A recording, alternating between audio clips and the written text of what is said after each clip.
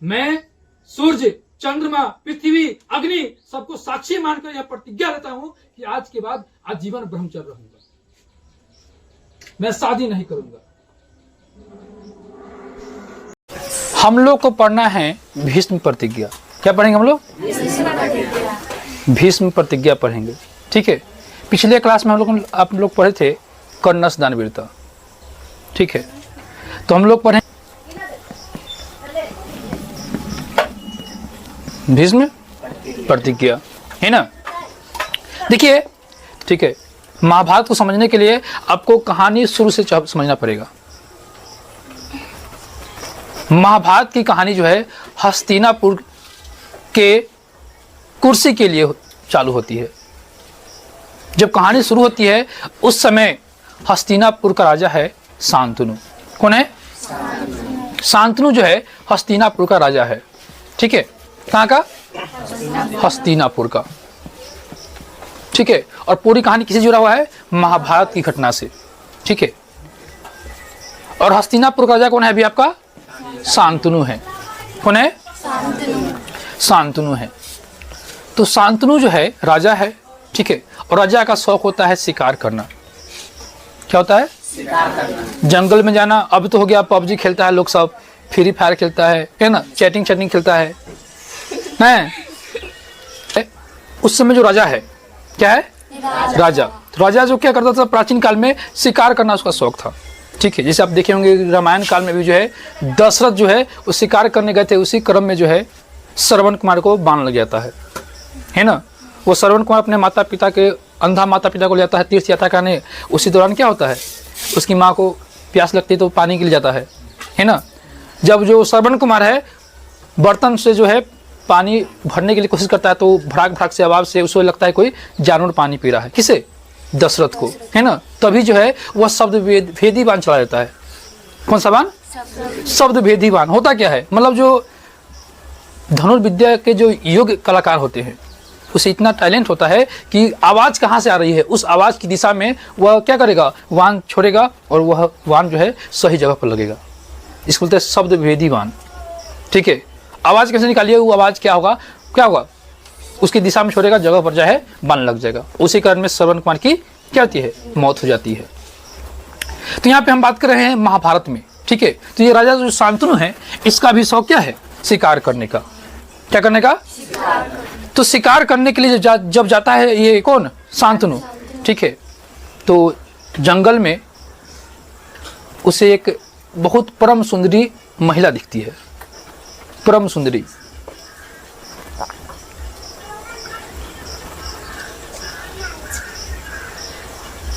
उससे पहले घटना समझेंगे कि वो जो परम सुंदरी जो दिखती है ना, तो उससे इस व्यक्ति का मन में होता है कि इससे क्यों ना शादी किया जाए। किससे? परम सुंदरी से। तो वहां पे जाने के बाद होता क्या है कि वह जो आदमी है शांतनु है, कौन है? शांतनु। वो अपना विचार जाकर कहता है किससे? उस राजकुमारी से, परम सुंदरी से। ठीक है, जो महिला है परम सुंदरी, उसे कहता है कि हम आपसे जो है, हम हस्तिनापुर राज्य के राजा शांतनु हैं, है ना। हमें आपकी सुंदरता से क्या है, हम आकृष्ट हो गए हैं। क्या है, इस बात सुनकर जो है वह लड़की बोलती है कि हमें आपसे शादी करने में कोई भी आपत्ति नहीं है। ठीक है, तो मेरे लिए सौभाग्य की बात हो कि हमें एक हस्तिनापुर जैसे बड़ा राज्य का रानी बनने का मौका मिल रहा है, लेकिन इस शादी के साथ जो है मेरा एक शर्त जुड़ा हुआ है। उस शर्त को पूरा करने के बाद ही, यदि आप वो शर्त मानना चाहते हैं, है ना, तो ही हम आपसे क्या करेंगे, शादी कर पाएंगे। ये बात कौन बोलता है? सुंदरी जो महिला है, उस लड़की का नाम है गंगा। क्या नाम है? तो वह जो है अब कहता है कि राजा तो शादी करने के लिए बेचैन है, बोले हम आपका सब शर्त मानने के लिए मंजूर तैयार है, आप सिर्फ शर्त तो बताइए। ठीक है, तो जो गंगा जो लड़की है वो कहती है कि हम कोई भी काम करें, चाहे वो अच्छा हो या बुरा हो, आप उस काम में क्या करेंगे, अड़चन नहीं डालेंगे और कभी प्रश्न नहीं करेंगे कि हाँ आप ऐसा क्यों कर रही है। ठीक है, ये आप सवाल हमसे कभी नहीं पूछेंगे और कोई भी हम काम करें उसमें क्या करना होगा, आपको प्रश्न नहीं पूछना होगा। तो राजा बोला हो सकता है कुछ मतलब आनमन कुछ करेगी, कुछ खाने पीने कुछ शौक होगा, है ना। वो तो सीकर गोटा खाने वाली होगी ठीक। तो इसलिए ठीक है, हमको आपका हर शर्त मंजूर है और इसके साथ जो है शादी संपन्न हो जाता है, शादी संपन्न हो जाता है। अब जो है शादी के कुछ वर्ष बाद गंगा जो है एक पुत्र को जन्म देती है। क्या करती है? तो गंगा क्या करती है, उस नदी को उस पुत्र को लेकर नदी में जाकर फेंक आती है। ठीक है, अब जो है शांतनु जो है कुछ कह नहीं सकता है, कुछ रोक नहीं सकता है, उसने वह शर्त के मुताबिक मजबूर है ना। गंगा पहले बता चुकी है कि अगर आप हमें रोक टोक करेंगे उसी समय आपको छोड़कर हम चले जाएंगे, आपके साथ हम नहीं रह सकते। कब? जब आप हमारे काम में क्या करेंगे, अड़चन डालेंगे तो। ठीक है, तो पहला पुत्र हुआ तो क्या की, वो नदी में फेंक दी। शांतनु को बड़ा अफसोस हुआ, लेकिन वह चाहकर भी कुछ नहीं कर सकता। ठीक है, फिर इस तरह जो है वो दूसरे पुत्र को जन्म दी, फिर उसको नदी में फेंक आई। इस तरह वो 7 बच्चे को जन्म दी और 7 क्या किया उसने, नदी में फेंक आया। ठीक है, अब जो है राजा को चिंता होने लगा कि अगर इस तरह हाल रहा तो मेरे इस हस्तिनापुर को संभालने वाला कोई राजा तो चाहिए, उत्तराधिकारी तो चाहिए, है ना। कब तक चलेगा ऐसा? फिर जो है 8वां पुत्र जन्म लिया। फिर वही गंगा जो है वही काम करने जा रही थी, उस बच्चे को नदी में फेंकने जा रही थी। तो उसने क्या किया, उस बच्चे को अब नदी में फेंकने से क्या किया, उसको मना किया, क्योंकि उसको अब ये लगने लगा कि अगर ऐसा ही चलता रहा तो ये राज कौन संभालेगा, है ना। जब उससे जबरदस्त की सभी सीमाएं पार हो गई तो अंत में जो है वो गंगा को राजा शांतनु जो है क्या करता है, उसको मना करता है कि ऐसा तुम मत करो। तो गंगा कहती है कि अब तो हम आपके साथ किसी शर्त पर नहीं रह सकते हैं, है ना। शर्त के मुताबिक आपने हमारे काम में क्या किया है, अड़चन डाला है, हम आपके साथ नहीं रह सकते हैं। आपको आवश्यकता है अपने राज्य का, हस्तिनापुर को संभालने का, उसका उत्तराधिकारी का, उसका वंश का, तो मैं आपको ये पुत्र क्या कर रहा हूँ, समर्पित कर रही हूँ, है ना। और इस शर्त के साथ मैं आपके साथ अब नहीं रह सकती। ठीक है, और वह पुत्र जो है शांतनु को देकर वो चली जाती है। ठीक है, तो ये बच्चा जो है उसकी माँ कौन है, गंगा। क्या है, तो ये जो बच्चा जो जन्म लिया उसको बोलेंगे गंगा पुत्र। क्या बोलेंगे, गंगा पुत्र। उसकी माँ चली गई और उसका जो पिता है शांतनु वही उस बच्चे का ख्याल रखता है, उसके साथ अपना पूरा समय व्यतीत करने लगता है। ठीक है, उस बच्चे का नाम पड़ता है देवव्रत। क्या नाम पड़ता है, देवव्रत। देवव्रत। और उसकी जो शिक्षा दीक्षा होती है धनुर्विद्या की, उसकी शिक्षा दीक्षा देते हैं परशुराम। कौन? तो परशुराम से धनुर्विद्या सीखकर ये बड़ा होते हैं। ठीक है, उस समय जिस समय देवव्रत था उस समय वैसा धनुर्विद्या करने वाला युग में पूरा ब्रह्मांड में कोई था तो उसका गुरु था परशुराम। दूसरा कोई इसका सामना करने वाला कोई उस समय नहीं था जब देवव्रत था। ठीक है, उसका सामना कोई कर सकता है, कौन? उसके गुरु परशुराम था। समय बीतता गया, देवव्रत सियाना हो गया, है ना। समय बीतने के बाद जो है अब भी लड़का जो पहले क्या था कि राजा जो है अपना बेटा छोटा था उसके साथ समय व्यतीत हो जाता था, अब उसका लड़का भी सियाना हो गया है। क्या हो गया? सियाना हो गया है। और वो से जो शौक जो है राजा के, कौन शौक? शिकार करने वाला, फिर जो है अपना वो चालू कर दिया। ठीक है, ऐसा ही करते करते जो है फिर एक घटना करती है। ठीक है, घटना ये होती है कि अब जो है उसे फिर जो है एक लड़की उसकी नजर में आती है। किस नजर में? शांतनु की नजर में। ठीक है, अब जो है वह जो शांतनु जो है उस लड़की के बारे में पता करती है कि लड़की है कौन। तो इसे पता चलता है कि यह जो है एक दासराज धीवर का पुत्री है, ये जाति का मलाह है। ठीक है, उसकी यहाँ क्या है? पुत्री है। और यह बात जब उससे जानकारी होती है तो वह उस पुत्री के पिता के पास पहुंचता है ना, शादी का प्रस्ताव लेकर। कौन? शांतनु। उस लड़की का नाम है सत्यवती। क्या नाम है? तो सत्यवती के जब घर पहुंचता है तो उसके पिता से अपना परिचय देता है कि हम हस्तिनापुर के राजा शांतनु हैं, है ना। मैं आपके पुत्री सत्यवती से शादी करने का इच्छित हूँ। हमारी इच्छा कि हमारी शादी जो है आपकी पुत्री से हो। तो जो सत्यवती का जो पिता है धीवरराज, है ना, वो कहता है कि हमें आपसे शादी करने में कोई समस्या नहीं है ना, लेकिन मेरी एक शर्त है। क्या शर्त है? वो शर्त बनाता कि हम जो है चाहते कि जो मेरी पुत्री से जो पुत्र हो वही क्या हो, राज्य का उत्तराधिकारी बने। जो मेरी पुत्री से क्या हो, जो पुत्र जन्म ले वो क्या हो, उस राज्य का उत्तराधिकारी बने। इस बात को सुनकर जो है शांतनु को जो है दिमाग नहीं काम कर रहा था, क्योंकि धर्म के हिसाब से जो राज्य का सबसे ज्येष्ठ पुत्र होता है, जो सबसे बड़ा पुत्र होता है, वही राजा बन सकता है। उसकी अनुपस्थिति में ही उसका छोटा भाई राजा बन सकता है। जैसे कि आप देखेंगे रामायण, है ना, माँ कैकेयी जो है अपने पुत्र भरत को राजगद्दी सौंपने के लिए राम जी को वनवास भिजवा देते हैं, ताकि राम नहीं रहेगा तो भरत क्या होगा, राजा बन सकता है ना। यही एक कारण था कि राम बड़ा था, राजा वही बनने वाला था। देखिए, राम होना एक बहुत बड़ी बात नहीं है। हम लोग देखते राम क्या, उस पुरुष में क्या बात है, उस बात को समझिए। राम जो ऐसा व्यक्ति है, ऐसा पुरुष, ऐसी महान कृति है जिसे ये पता है कि शाम को कि वह राजा बनने वाला है,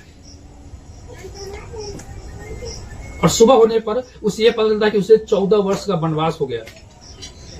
फिर भी उसके चेहरे पर तनिक भी भाव में बदलाव नहीं हुआ। उसे इस बात का थोड़ा भी अहम नहीं है कि हमें राज छीना जा रहा है, हमें वनवास झेलना पड़ रहा है, पूरा सुख चैन सब कुछ मेरा खत्म हो जाएगा। एक पिता के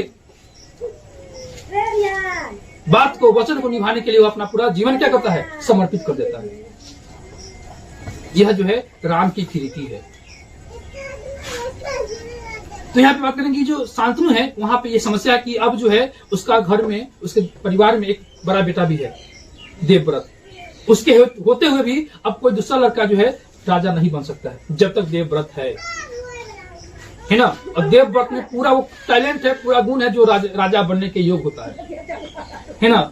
अब यह बात जब सुना कि जब सत्यवती के पिता बोला कि क्या हम इसे शादी आपका तभी करेंगे जब सत्यवती का पुत्र राजा बनेगा तभी। यह बात जब सुना तो अब जो है शांतनु के बीच मन में कोई सवाल ही नहीं रह गया। वो क्या करे, अब उदास मन से अब अपना घर वापस आ जाता है। इधर जो है समय बीतने लगा, है ना, और उसका जो है अब शांतनु का जो है काम पे मन नहीं लगता था।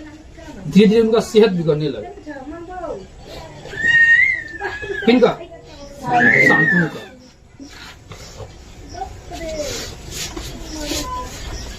यह बात जो है देवव्रत को एहसास होने लगा कि अगर पिताजी आखिर ऐसा क्या काम का तबियत दिन प्रतिदिन बिगड़ रहा है, काम में मन नहीं लगा रहे हैं, है ना, ऐसा कोई दूसरा कारण तो हमको दिख नहीं रहा है कि उनका कोई तबियत खराब ऐसा तो है नहीं, है ना। आखिर क्या कारण है, कितना वो क्या आते हैं, उदास रहते हैं और तबियत दिन प्रतिदिन उनका बिगड़ता जा रहा है, क्या कारण हो सकता है। तो सीधा तौर पर जो है वो अपने पिता के पास नहीं जाते हैं, जो पिता के जो नजदीकी जो मंत्री है उनके पास जाकर इस बात का जो क्या कारण है, कारण जानने के लिए उसके पास पहुंचते हैं। तो वो जो देवव्रत है, शांतनु के जो नजदीकी मंत्री है, उनके पास जाकर पूछते हैं कि आखिर मैं देख रहा हूँ पिछले कितने दिनों से पिताजी जो है वो चिंताकुल दिख रहे हैं, आखिर क्या कारण है ना। दिन प्रतिदिन उनका सेहत जो है बिगड़ता जा रहा है, कोई तो कारण होगा। तो क्या करते हैं, वो जो मंत्री है वो बताता है कि राजकुमार, कारण आपको जानना चाहिए, और कारण कोई और नहीं, कारण तो आप खुद हैं। कारण कौन है? आप खुद हैं। तो हम कारण कैसे? तो पूरा घटना सुनाता है कि ऐसी बात है, एक सत्यवती लड़की है जिससे वो शादी करना चाहते हैं। पूरी घटना जो है सुनाते हैं, और आप उनकी शादी में जो है आप बाधा बन रहे हैं। देवव्रत तो कहता है कि इतना छोटा बात, चलिए इसको हम निदान कर देते हैं, खत्म कर देते हैं, ठीक है। अब देवव्रत जो है पहुंचता है सत्यवती के घर पर। किस घर पर? सत्यवती के घर पर। ठीक है। और सत्यवती के घर पर जो है उनके पिता, किसके? सत्यवती के पिता जो है धीवर, देखता है एक युवक को आते हुए, उसको लगता है उसके पराक्रम को, उसके सोच को देखकर कि जरूर कोई राजकुमार होगा, है ना। उसको देखकर वो उनके पास जाकर दासराज कहते हैं आखिर आप है कौन, तो यहाँ पे आने का क्या कारण है। ये अपना परिचय देता है कि हम जो है हस्तिनापुर राज्य के राजा शांतनु का पुत्र देवव्रत हूँ, है ना। और मेरे आपके पास आने का कारण है आपकी सत्यवती नाम की पुत्री। तो बात समझ गया कि हाँ क्या कारण है। तो बोला कि देवव्रत था कि हम चाहते हैं कि आपकी पुत्री का विवाह मेरे पिता से हो। तो अपना सर जो है धीवराज, वो सुनाते कि हम तब तक हम प्रतिज्ञाबद्ध है कि मेरी पुत्री का जो पुत्र होगा वही राजा बनना चाहिए। तो देवव्रत कहते हैं कि आप इस बात का निश्चित हो लीजिए, मैं ऐसे धर्म के हिसाब से हम राजा के योग्य है ना, लेकिन आपको हम वचन देते हैं कि हम राजा नहीं बनेंगे। जो सत्यवती का जो पुत्र होगा वही क्या बनेगा? राजा बनेगा। आपको ये हम वचन देते हैं कि हम राजा नहीं बनेंगे। ठीक है। अब आप अपना दिमाग से बात हटा दीजिए और खुशी पूर्वक अपनी पुत्री का विवाह महाराज से कीजिए। लेकिन अब जो है फिर भी जो है वो कौन? धीवराज मानने को तैयार नहीं है, सत्यवती का पिता, कि हम तब भी शादी नहीं करेंगे। फिर कहता है देवव्रत आखिर क्या बात है, अब क्या समस्या है? हम तो आपको वचन दे रहे हैं, 100 बार इस बात को बोले कि हम राजा नहीं बनेंगे तो नहीं बनेंगे, सत्यवती का जो पुत्र है वही राजा बनेगा, है ना। तो आपका जो ये सत्यवती का जो पिता है वो कहता है कि हमें आपके वचन पे, आपके वादा पर थोड़ा भी संदेह नहीं है। हम मानते हैं कि आप राजा नहीं बनेंगे, है ना, लेकिन भविष्य में आपका भी तो पुत्र होगा, वो भी तो अपना अधिकार मांगेगा। फिर मेरी सत्यवती का, उसके पुत्र का क्या गति होगा? आपने बोला कि आप राजा नहीं बनेंगे, लेकिन भविष्य में आपका भी तो पुत्र होगा, वो भी तो अपना अधिकार मांगेगा।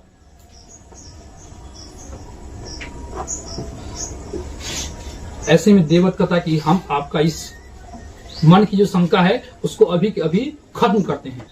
मैं सूर्य, चंद्रमा, पृथ्वी, अग्नि सबको साक्षी मानकर यह प्रतिज्ञा लेता हूं कि आज के बाद आजीवन ब्रह्मचर्य रहूंगा, मैं शादी नहीं करूंगा।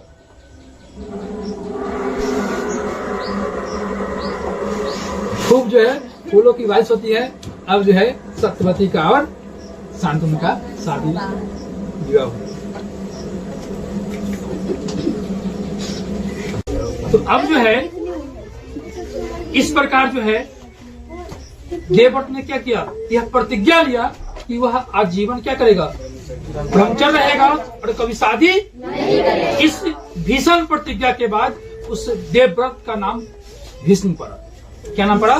भीष्म। हाँ, तो अब देवव्रत नहीं बोलेंगे, अब उसको भीष्म बोलेंगे। क्या बोलेंगे? भीष्म।